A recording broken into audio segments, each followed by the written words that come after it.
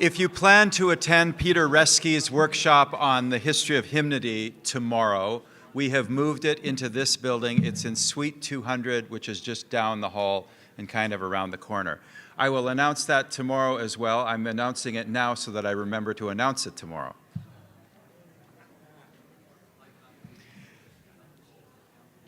Now I'm going to announce an invitation for all of you who are standing in the back to come find a seat.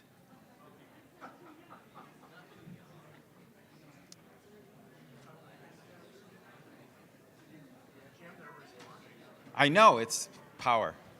The word has power.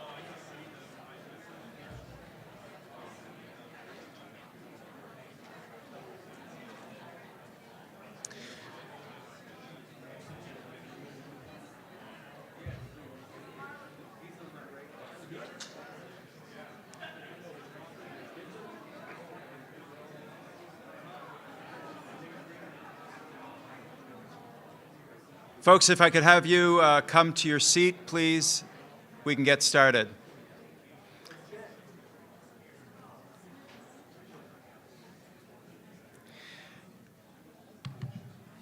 We are delighted to have Dr. Sarah Kathleen Johnson here with us at the 75th meeting of the Institute of Liturgical Studies, because Dr. Johnson is one of those rare liturgical scholars.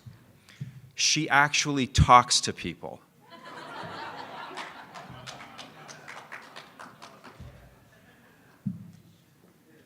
Sarah's research area, her discipline, is rooted in ritual studies and anthropology. The work that she's going to share with us this afternoon is based on extensive interviews with real live people, many of whom don't think the way you do.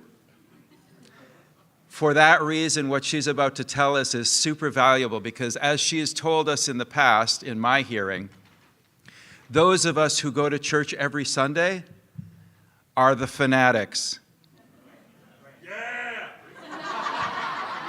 Amaldo is living proof. So we're delighted to have her here to tell us what she discovered during the course of the research that she did in Toronto. I should also tell you that Dr. Johnson, when the pandemic shut everything down, moved her ethnography online and spent the entire Easter season, am I remembering this correctly, of what year was that, 2020, watching live stream worship, and then writing about it extensively, and has deep insight about what goes on in that kind of community, very complementary to what Benjamin was telling us earlier this morning. So without further ado, Sarah, please.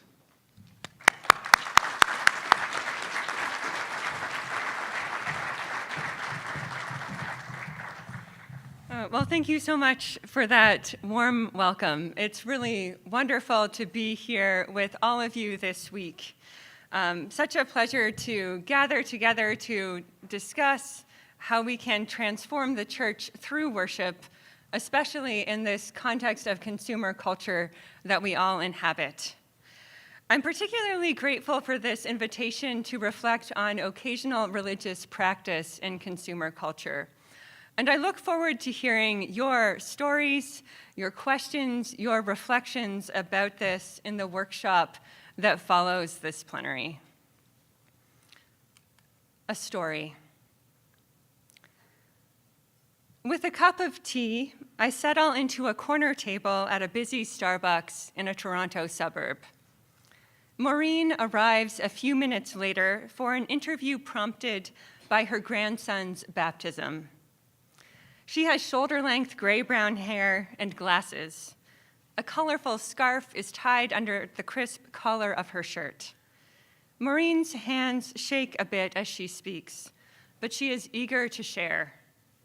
She describes herself as a history buff and sets the story of her own experience of religion in the context of her Anglican family history and her father's relationship with a particular parish.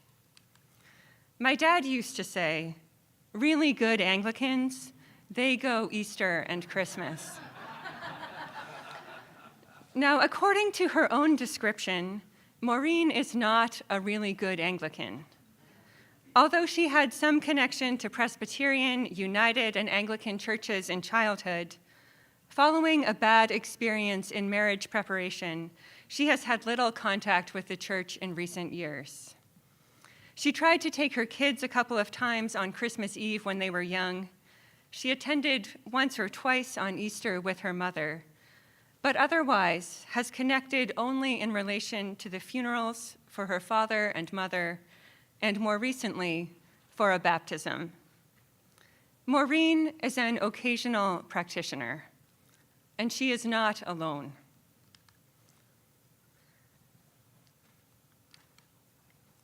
I arrive at the Cathedral Church of St. James, the Anglican Cathedral in downtown Toronto, 15 minutes before the 7:30 p.m. Christmas Eve Choral Eucharist is scheduled to begin. This is before COVID-19, and the soaring neo-Gothic space already feels full, including overflow chairs on either side of the central box pews.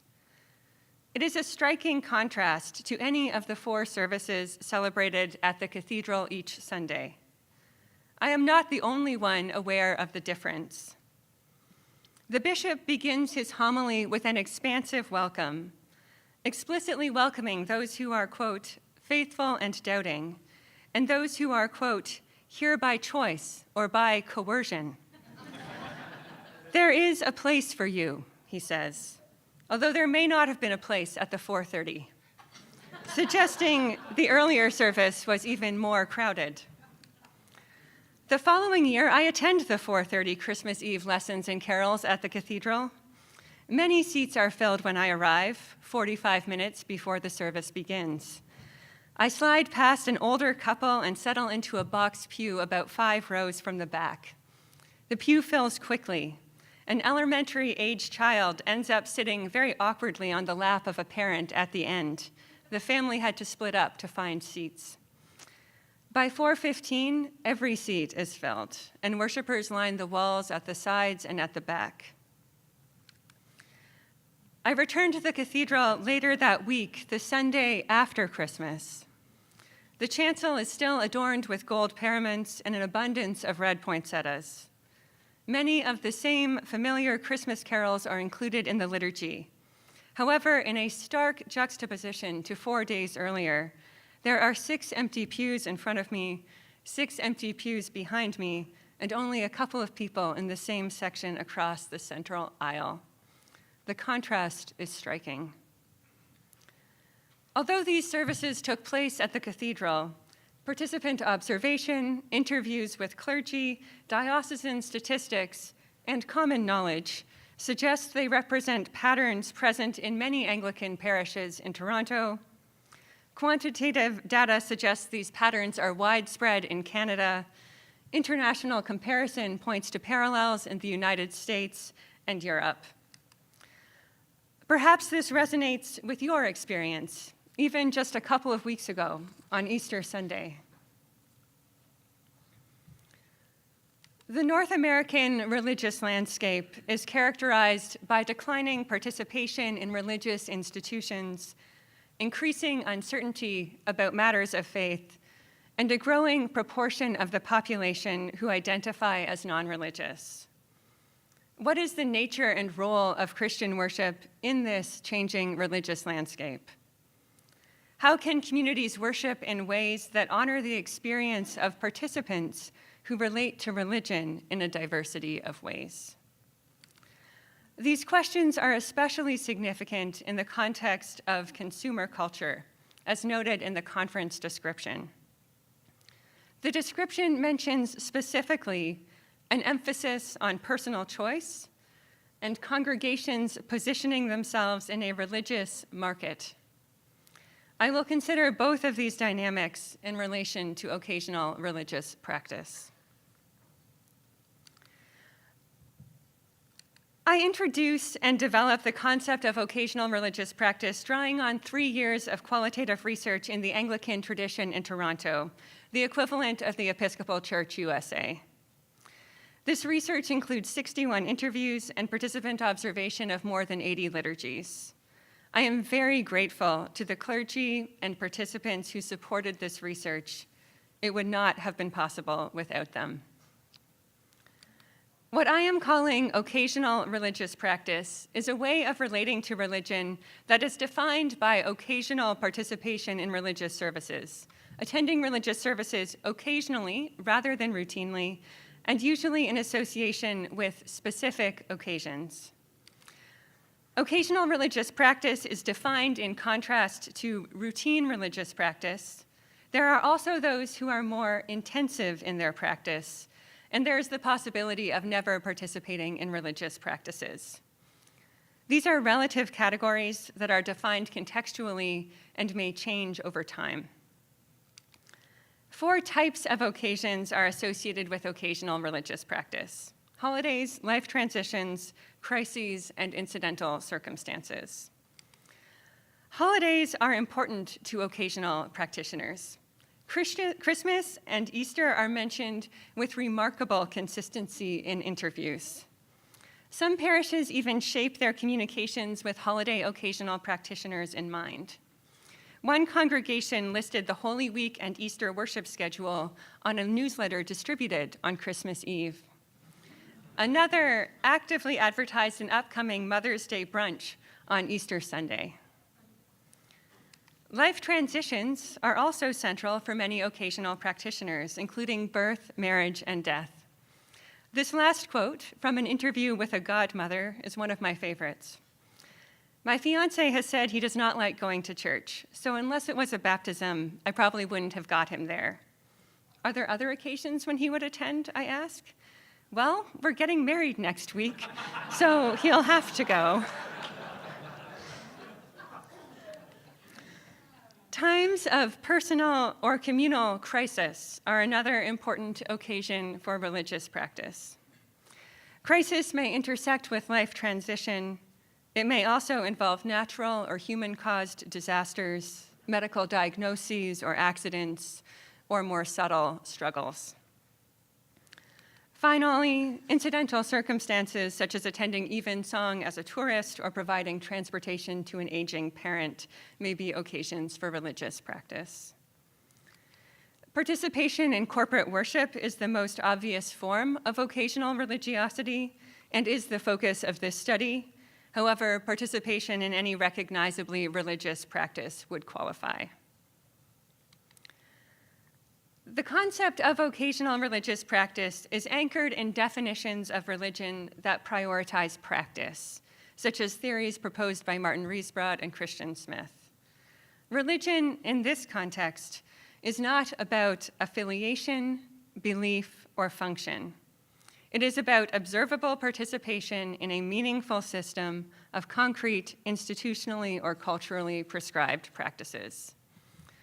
Occasional practitioners can be considered occasionally religious regardless of their affiliation, their beliefs, their reasons for practicing, or their attitudes or experiences while practicing.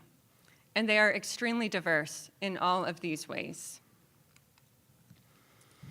As I mentioned, I interviewed Maureen in connection to her grandson's baptism. Her grandson's mother, Maureen's daughter-in-law, Dora, comes from a small Roman Catholic town in Bavaria, where religion is woven into daily life. Her German accent lilting over her baby's coos and cries, Dora describes photos and the baptism candle that she still has from her own baptism in her local Catholic parish. It is also where she received First Communion, served as an altar girl, and was confirmed before leaving her hometown for university, traveling the world, and eventually ending up in Toronto. Dora has never connected with another Christian community, Catholic or otherwise. But when her son is born, there is no question in her mind that she will return to her hometown and baptize him in her home parish, giving her child a connection to her family, culture, homeland, and faith. At the same time, Dora wants to connect her Canadian family-in-law to this event. It is especially important for her that her sister-in-law, Danielle, Maureen's daughter, serves as a godmother. However, the Catholic priest in Dora's home parish requires godparents to be baptized. Maureen, because of her bad experience in marriage preparation, did not baptize Danielle as an infant in a local congregation. However, she did baptize her at home with water in the name of the Father, the Son, and the Holy Ghost. There is, of course, no formal record of this baptism. In order to serve as godmother to her nephew at his Roman Catholic baptism in Bavaria, Danielle decides to pursue baptism as an adult in a local Anglican parish in Toronto, the parish where her grandmother was buried and her mother was married. Based on these connections, Maureen nervously reaches out on Danielle's behalf. The entire family meets with the priest and receives a compassionate and understanding response. In addition to their gratitude that the priest was open to accommodating their unique circumstance, Maureen, Danielle, and Dora are delighted by the progressive theology of the Anglican parish, especially its vocal affirmation of the LGBTQ+ community and its leadership by priests who are women. Even Dora expresses that this is more resonant with her values than her Roman Catholic parish of origin. Yet this baptism was never about theological conviction or routine practice. When Danielle is baptized during a Sunday morning liturgy, the priest introduces her to the community and explains, she is doing it for love. Although this story is distinct, there are many parallels to other families who were part of this research, particularly in terms of the diverse religious identities and motivations of participants. Participants in this research describe their religious identities in many different ways. All of them were present at Anglican baptisms and funerals, among other occasions for Christian worship. Now, of course, some participants in Anglican practices do identify as Anglican, whether because of past or present belief and practice, or cultural heritage and family background, or personal choice. Many participants claim Anglican identity apart from routine practice. This is the case for Maureen's father, the one who said really good Anglicans, they go Easter and Christmas. Some participants in Anglican practices affiliate with other expressions of Christianity, such as Roman Catholicism, and understand their religious identities in a similar range of ways. Dora, for example, retains a strong sense of Roman Catholic identity that is closely tied to cultural heritage and family background. Some participants identify simply as Christian. Conservative Protestants may identify as Christian as a theological statement. More often, Christian is either a primary category of identification among racialized Canadians or a default category among white Canadians. Maureen identifies as Christian, as well as spiritual, in this default manner. She is a white Canadian who is not identified with another religious tradition, and this is part of why she sees herself as Christian. Occasional participants in Christian practices may also identify with non-Christian religious traditions. This is sometimes visible in the worship space. At one baptism service that I observed, a turbaned Sikh was enthusiastically serving as the family photographer. Occasional practitioners also claim a range of non-religious identities. They may identify as spiritual to indicate a sense of spiritual connection in their lives, or to point to participation in alternative spiritual practices, or to suggest they are non-religious but not anti-religious.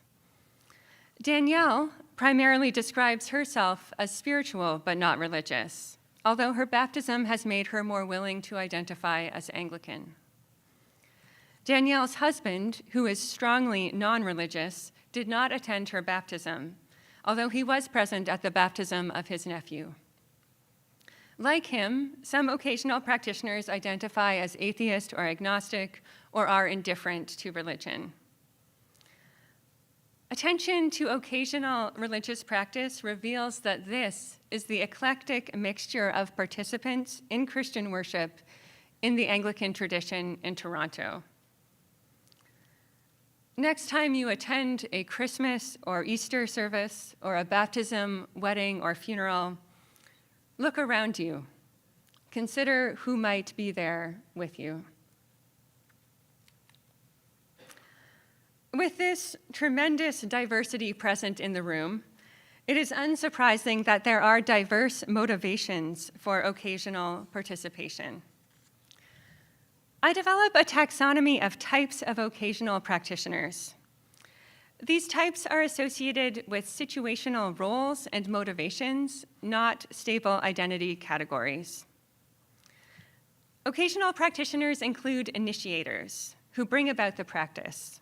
For example, a daughter who plans her mother's funeral, or a grandfather who decides that his family is going to church together on Christmas Eve.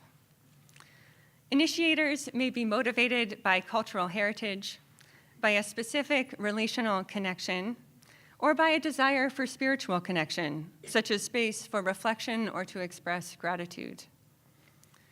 For example, Dora, in pursuing the baptism of her newborn son, is strongly motivated by cultural heritage. Danielle initiated her own baptism due to the relational connection to Dora. Maureen baptized Danielle as a baby at home out of a desire for spiritual connection. Initiators may also be invisibly routine, meaning they practice privately but not publicly, and therefore appear occasional. An example of this would be praying before bed with children. Very few of the occasional practitioners who I interview are invisibly routine. In addition, there are those who are involuntarily occasional, meaning they desire to practice routinely, but barriers beyond their control prevent them from doing so, such as depending on others for transportation. Occasional practice is not always a choice. Now, in contrast to initiators, some occasional practitioners are supporters. Advocates encourage occasional practice without being in the position to initiate it. Inner circle supporters may have central roles, such as making faith commitments alongside their partner on behalf of their child, or offering a eulogy, despite having little personal investment in the practice. Outer circle supporters tend not to have leadership responsibilities, a coworker or a second cousin at a funeral, for example. Dora's mother in Germany is an example of an advocate. She is also very invested in this baptism taking place, although she is not in the position to initiate it. As godmother, Danielle is an inner circle supporter in the context of her nephew's baptism, in this case, making commitments in a language she does not speak, in the Catholic tradition which she does not practice. Dora's vast extended family could be considered outer circle supporters. Catalysts include the infant being baptized and the deceased. They bring about the practice, but can neither directly initiate nor support it. Dora's baby is the catalyst behind his own baptism, and to some extent, Danielle's baptism as well. Perhaps you can see yourself in some of these categories, in certain situations, or at different times in your life. Perhaps this provides language to name people you know, a partner, a parent, a child, a friend.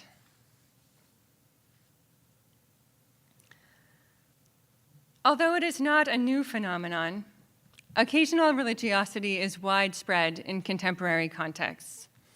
What I am calling occasional religious practice is a common thread that runs through the literature on religious change in Canada, the United Kingdom, Europe, the United States, and Australia. For example, based on national survey data, Reginald Bibby claims that 44% of Canadians are, quote, low religious, those in the religious middle, who neither embrace nor reject religion. Bibby describes this population primarily in terms of occasional ritual participation. The so-called low religious are the dominant group in every region, age, and gender category in Canada. Brian Clark and Stuart MacDonald likewise observe this pattern in their quantitative study of religious change in Canada since 1945. They use the term soft de-churched to describe those who identify with a Christian tradition and attend occasional rather than ordinary church services. The religious divides in Canada and beyond are not only among those who affiliate with different religious traditions or who are aligned with more conservative or progressive religious positions. They are among those who have different relationships with religious practice. One striking example of this realignment is a religious typology from the Pew Research Center in the United States. Instead of categorizing Americans by religious affiliation, it identifies three groups: the highly religious, somewhat religious, and non-religious. Each of these analyses of the contemporary religious landscape points to a complex religious middle ground. While there are certainly those at the extremes of religion and non-religion, many more Canadians and Americans exist somewhere in between. Occasional practice is an important characteristic of this middle ground, although some occasional practitioners can also be found at the edges. In this literature, occasional religious practice is usually grouped with other measures and markers of religion, such as affiliation and belief, to create broader categories. Examining occasional religious practice in its own right contributes to this conversation in numerous ways, three of which I will highlight today. First, a focus on occasional practice, apart from other dimensions of religion, reveals the internal diversity of occasional practitioners. Not all occasional practitioners are vicariously religious or nominally religious or non-religious, although it is likely that some relate to religion in each of these ways. A close look at occasional religious practice provides a crucial window into the diversity that is present when religious practices are taking place. Second, occasional religious practice aspires to be value-neutral terminology. It aims to avoid presenting occasional religiosity as somehow irregular, low, fuzzy, fringe, or marginal. It aims to avoid language that is critical of occasional practitioners, dismissing this way of relating to religion as nominal, cultural, or soft. This theory aspires to honor occasional religious practice as a valid and substantial way of being religious. It aims to acknowledge and engage occasional religiosity as a phenomenon in itself, on its own terms. And third, occasional religious practice invites dialogue. Echoing long-standing patterns of interreligious and ecumenical dialogue, those who relate to religious practices in different ways can learn from one another, while remaining firmly anchored in their own form of practice. In addition, we can come to better understand our own practice through encounter with those who relate to religion differently. In a setting like this, a conference focused on the study and practice of Christian worship, where many of us have participated in at least 3 liturgies in the past 24 hours, I would like to emphasize especially the potential for routine and intensive practitioners, including academic theologians and clergy such as myself, to learn through encounter and dialogue with occasional practitioners. The story of Dora, Danielle, and Maureen challenges simplistic interpretations of occasional religious practice. As individuals exercising personal choice, picking and choosing certain practices and congregations based on their individual desires or personal preferences. Dora's religious identity is more ascribed than chosen. Even though she lives on the other side of the world, she could not cease to be Bavarian Catholic at key moments in her life, such as the birth of her first child, even if she wanted to. Danielle pursues adult baptism not because of her personal desire or preference, but because of her relationship with her family, especially her brother, sister-in-law, and nephew. Maureen facilitates this with the parish, despite her negative experience with marriage preparation in this parish, because she wants to do everything that she can to support her growing intercultural family. Far from being self-centered or individualistic choices, these baptisms are sought out through networks of relationship, reaching out across difference, potentially at personal cost. As the priest said, they are doing it for love. Occasional practice is shaped by complex motivations and circumstances. These motivations are personal and social, spiritual and cultural, although these dimensions of personal experience are often difficult to differentiate. Each type of occasional religious practice is valid. None of these types of occasional religiosity can be easily dismissed. These practices are meaningful and purposeful for participants. It is inaccurate and unhelpful to assume that legitimate religious practice consists primarily of individual cognitive assent and routine or intensive participation. An emphasis on individual assent as a measure of legitimate participation is a reflection of modern individualism and its corollary consumer culture. One of the great gifts that occasional practitioners offer is challenging the consumerist assumption of many routine practitioners that the worship practice of their congregation should conform to their personal preferences.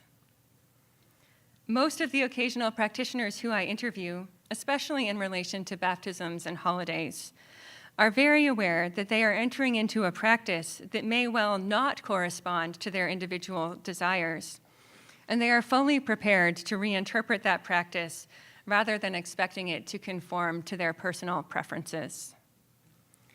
However, occasional practitioners are diverse, and it is important to avoid blanket statements about this widespread and very ordinary way of relating to religion. Dialogue with occasional religious practitioners is possible and necessary for understanding Christian worship and entering into Christian practice. I outline 3 distinct yet interrelated approaches to reflecting theologically on why it is necessary to do theology with occasional practitioners, drawing on scripture, classical liturgical theology, and liberation theology. Tomáš Halík is a Czech Roman Catholic priest and theologian who served as an advisor to the Pontifical Council for Dialogue with Non-Believers. One of his English books is a popular volume titled Patience with God, the story of Zacchaeus continuing in us.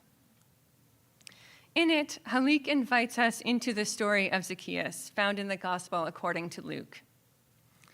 Zacchaeus is a wealthy tax collector in the city of Jericho. When Jesus passes through the city, crowds gather around him. Zacchaeus climbs a tree to get a look at Jesus. Jesus sees Zacchaeus, calls him by name, and invites himself over to his house. Halík uses the story of Zacchaeus to consider Jesus' attention to those who Halík refers to as on the fringes of faith, those who are curious seekers, but at the same time want to maintain a certain distance. Halík describes how to follow Jesus is to have a prior interest in people on the fringes of faith, a prior interest in those in the anteroom of the church, those who are in the gray zones between religious certainty and atheism, those who are seekers and doubters. However, this prior interest is not a missionary interest, a desire to convert or to bring more certainty. Halik wants to honor the way Zacchaeuses relate to religion, rather than trying to change it. Halik feels concern for them and wants to ensure that they are not manipulated. We have to learn to create space for the Zacchaeuses, including those who will never become standard parishioners, or at least respect the space they create around themselves. Halik then goes a step further and suggests dialogue with those on the fringes of faith is an opportunity for mutual learning. Our closeness to seekers ought to teach us openness. We don't have to think solely about having to teach and edify them. We can also learn a great deal from them. And we can try to show those people in the church who are self-assured and satiated about their religion that it is necessary, at least sometimes, to reach out to people on the fringes of the church, and not just to convert and assimilate them. Being able to take a look at how God appears from the standpoint of people who are searching, doubting, and questioning. Isn't this a new, exciting, necessary, and useful religious experience? Halik's reading of the story of Jesus and Zacchaeus can anchor dialogue with occasional practitioners, particularly through his openness to learning from those who are not standard parishioners. My approach to occasional practice develops Halik theology in two new directions. First, Halik's account is quite narrowly centered on matters of belief, particularly atheism and the question of God.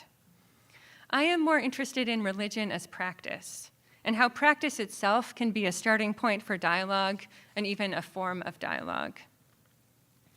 Second, attention to occasional religious practice reveals that not all occasional practitioners are seekers. Some identify as committed Christians, and others are firmly non-religious. Most who I speak with are very content with their current relationship with religion. They are not seeking something different. A second approach to why and how to do theology with occasional practitioners draws on classical liturgical theology. I would like to introduce you to Mrs. Murphy, although perhaps you met long ago in a liturgical studies course. Or maybe even if you haven't met before, it would be good to know that she has been around for a while. She loomed large in the discipline since 1981. Benedictine liturgical theologian Aidan Kavanagh invented Mrs. Murphy to speak about a distinction between primary liturgical theology, the liturgical assembly's direct liturgical experience, and secondary liturgical theology, reflection upon that experience, usually in a clerical or scholarly mode. A great deal has been attributed to Mrs. Murphy that goes beyond Kavanagh's intent. For Kavanagh, Mrs. Murphy is not simply an opinionated parishioner, but the theoretical embodiment of tradition in practice. As Kavanagh writes, the language of the primary theologian more often consists in symbolic, metaphoric, sacramental words and actions, which throw flashes of light upon chasms of rich ambiguity. As such, Mrs. Murphy's language illuminates the chaotic landscape through which I must pick my professional way with a laser-like beam of precise words and concepts, which is why what she does is primary and what I do is secondary, which is also why what she does is so much harder than what I do. David Fagerberg of the Kavanagh School of Liturgical Theology describes how Kavanagh uses Mrs. Murphy to name someone who has been capacitated by liturgical rite in the language of primary theology. The language she uses is a, quote, natural language of theology rather than a formalized one, according to Fagerberg. But it is still the tradition of the church as it is learned by constant and regular exposure. Perhaps because she is the theoretical embodiment of tradition, secondary liturgical theologians usually tell Mrs. Murphy what she experiences and how she feels and thinks about that experience.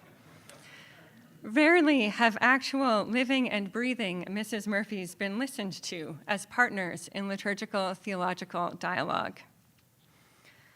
Although primary liturgical theology would suggest the use of qualitative methods, in practice, the focus has often been the analysis of prescribed rites and hypothetical assumptions about what participants experience. Liturgical theology needs more than a hypothetical, thin description of Mrs. Murphy. It needs real bodies and thick description. Although some recent scholarship has taken this approach, it is too late for Mrs. Murphy. Mrs. Murphy is dead. Imagine Mrs. Murphy was 65 in 1981. She would be over 100 today. Mrs. Murphy is no longer with us. Mrs. Murphy's daughter is now 80, and her granddaughter is 55.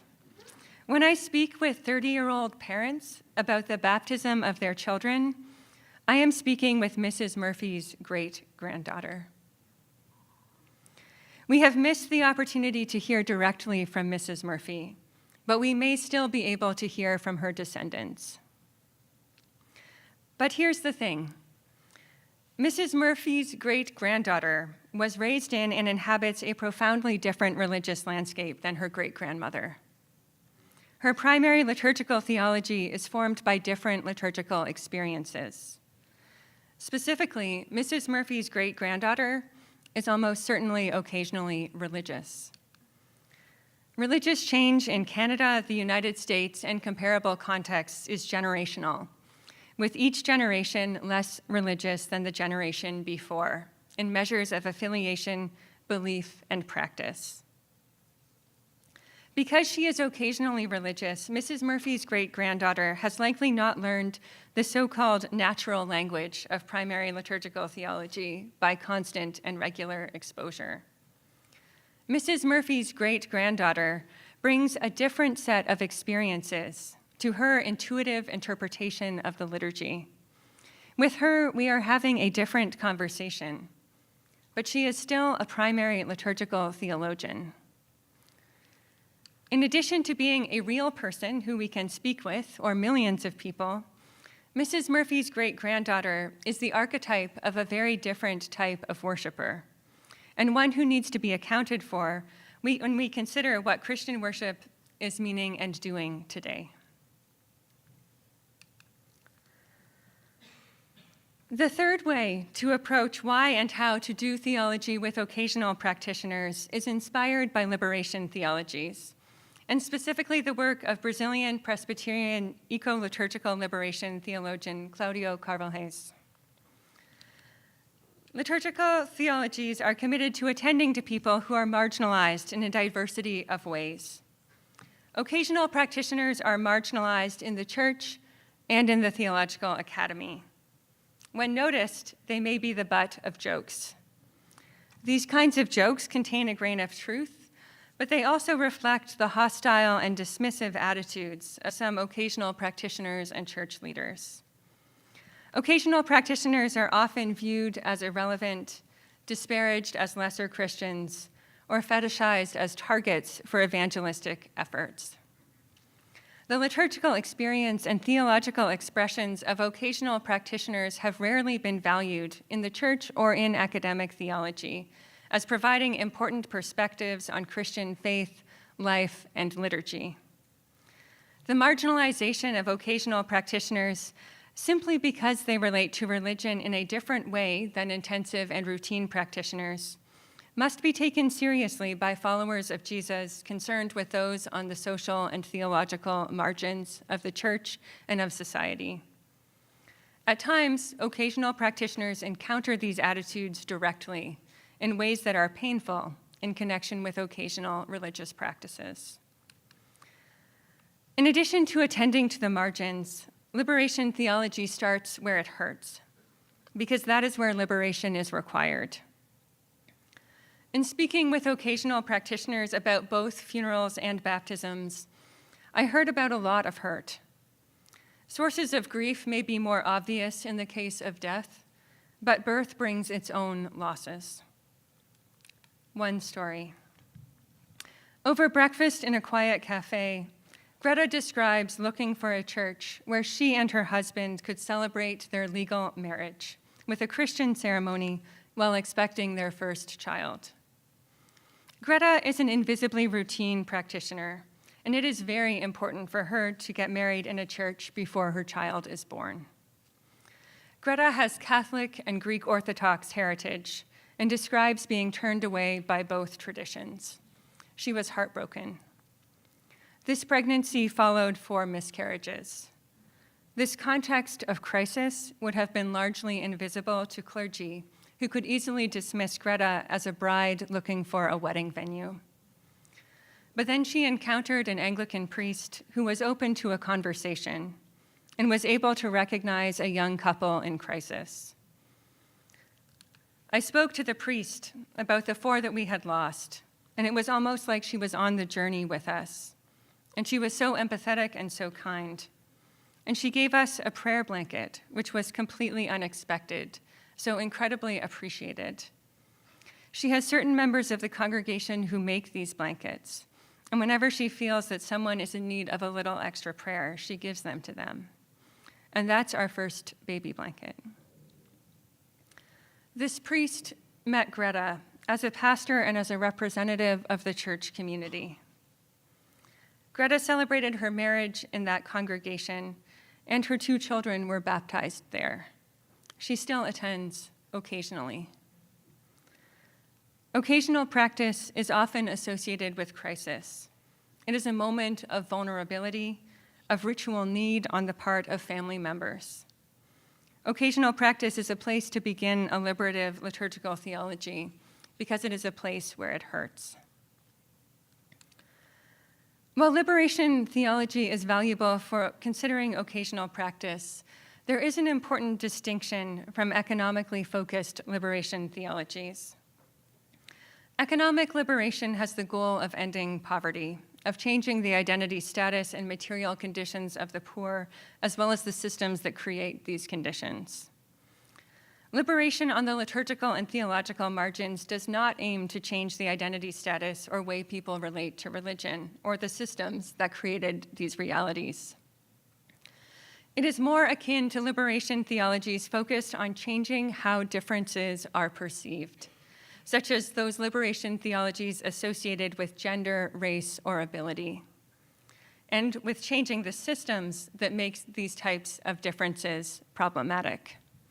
In other words, the goal is not to transform occasional religious practitioners into routine practitioners. Instead, the goal is to change attitudes so that the liturgical and theological margins are seen as privileged places of liturgical theological insight, and dialogue can emerge among all liturgical participants. These 3 theological approaches to occasional practice have significant implications. First, they invite us to recognize that dialogue with occasional religious practitioners is possible and necessary for doing liturgical theology and ministry today. Second, dialogue with occasional practitioners can help us all set aside a false yet persistent liturgical theological assumption that all liturgical participants are actively practicing, fully believing, morally compliant, and formally affiliated. Most often, we are not. Most of us are or have been at a distance from the church in at least some of these ways, some of the time. And third, by letting go of these assumptions, in part by being in conversation with those who never shared them, we can discover new dimensions of what Christian worship is meaning and doing today together. This is not only a theological value, but a practical necessity. I will conclude with a few practical suggestions for routine and intensive practitioners, including clergy. But first, I need to acknowledge that leeway to change practices varies greatly across Christian traditions. Those connected with the United Church of Christ, for example, have a level of flexibility that is unimaginable to Roman Catholics, and Lutherans are somewhere in between. However, Everyone has the potential to change their attitudes toward occasional practitioners. The attitudes of clergy and other intensive practitioners involved in leadership are especially important because these individuals hold the most power. They have the power to determine what role Christian ritual will play in some of the most important moments of people's lives. It is particularly important to consider attitudes because the attitudes of clergy and routine practitioners are influenced by our consumer culture, especially the idea that congregations are competing with one another in a religious market for growth or even survival. This mindset can lead to two problematic attitudes toward occasional practitioners. One is viewing occasional practitioners as dead weight, people who consume the resources of the church without contributing in return. The other is seeing occasional practitioners as potential recruits whose primary purpose is to grow the church or to sustain the institution. Both attitudes objectify and commodify occasional practitioners and turn Christian liturgy into a transactional arrangement instead of the generous outpouring of God's grace. Routine and intensive practitioners can choose to set aside this consumer mindset toward occasional practitioners. In many cases, changing attitudes toward occasional practice can be a starting point for more positive experiences of practicing religion together across difference when occasions to do so arise. So I encourage occasional and routine practitioners to aspire to adopt three attitudes toward occasional practice. First, set aside stereotypes about who occasional practitioners are and what motivates their practice. As this research clearly describes, occasional practitioners are diverse in their religious identities and motivations. Yet in interviews with me, clergy have presumed that all occasional practitioners are, quote, doing it for grandma, culturally Christian, privately faithful, or spiritual but not religious. Occasional practitioners may be all or none of these things, among many other possibilities. It is also important to keep in mind that participants connected to the same event may have very different relationships with religion. For example, there may be major differences between partners baptizing a child or between grandchildren and grandparents attending a funeral. Setting aside assumptions about religious identity and motivation encourages us to encounter each participant as they are and to receive their story on their terms. Second, assume that occasional practitioners are in crisis and respond accordingly. For many participants, occasional practices, including baptisms and funerals, are associated with crises, whether large or small, public or private. We tend to be aware of the element of crisis in relation to funerals, and as a result, lean toward compassionate responses that accommodate pastoral needs. We seem less aware of the aspects of crises associated with baptism and marriage, although these are also life-altering events. As we heard in Greta's story about the baby blanket, we must listen below the surface of inquiries about occasional practice. Even holidays may be occasions when emotions are close to the surface, especially in connection with family and grief. Instead of seeing occasional practitioners as a distraction from ministry, occasional practice can be approached as an opportunity to connect with individuals and families in crisis and to meet them with Christ-like compassion.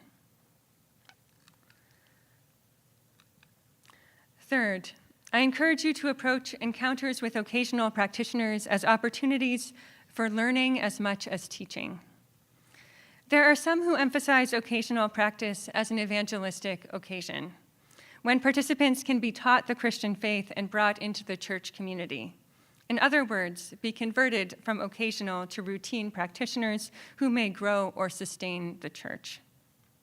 In contrast, I suggest approaching these occasions as opportunities to hear from often marginalized voices on the prophetic edge of the church, whose experience shed new light on familiar practices.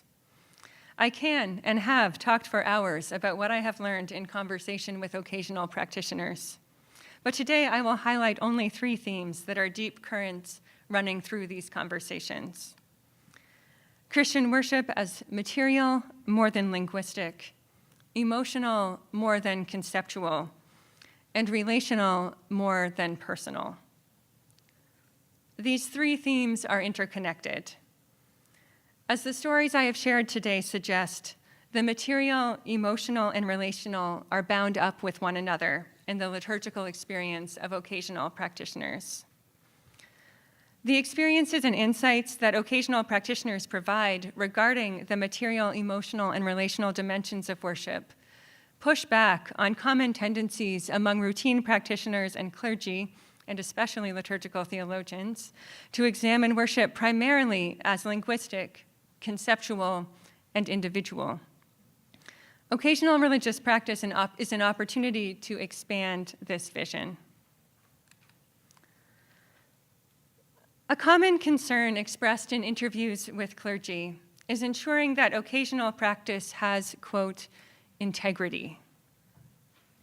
Intriguingly, the word integrity is used in 10 of the 20 interviews with clergy, but not mentioned in a single one of the 41 interviews with participants. Maintaining integrity, at least in this language, appears to be the concern of clergy, not occasional practitioners. Participants are not afraid that their integrity or the integrity of the practice will be compromised. Clergy, however, do have these anxieties, as do some routine practitioners. If you find yourself in this space, I encourage you to reflect on what is behind it. What are you protecting? What are you afraid of? What do you aspire to? I hope that better understanding the diversity and depth of occasional practice can establish a more honest and complete framework for reflecting on questions of integrity. When I think of integrity, I think of some of the clergy who were essential collaborators in this research. These pastors welcomed me into their communities and facilitated connections with participants.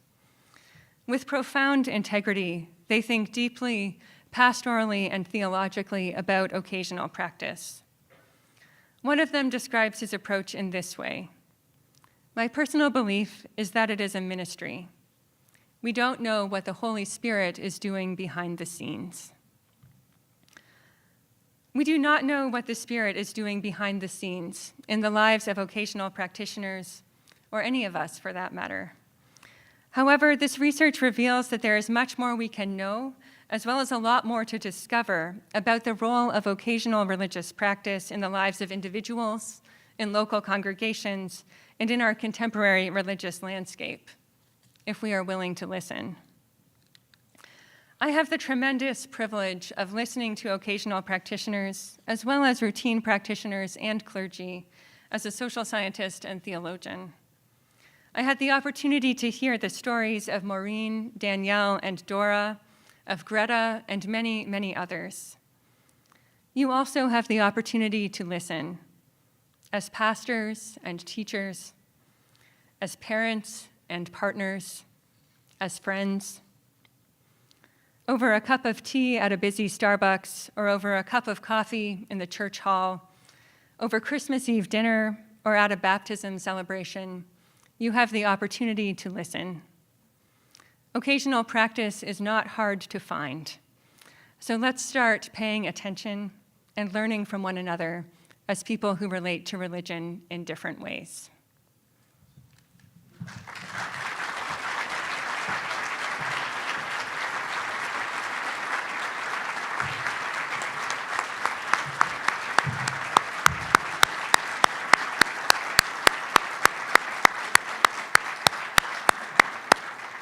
Thank you so much. Thank you so much. We're going to take a half an hour break. There are refreshments in the back. We've got students who are eager to hear your ILS story. The workshop sessions start at 4 o'clock. Huh? 3:45? All right. I'm being corrected. We're going to take a 15-minute break. Workshop sessions start at 3:45. If you're intrigued by what Dr. Johnson was saying, she'll be right here to continue that conversation. Blessings as you go.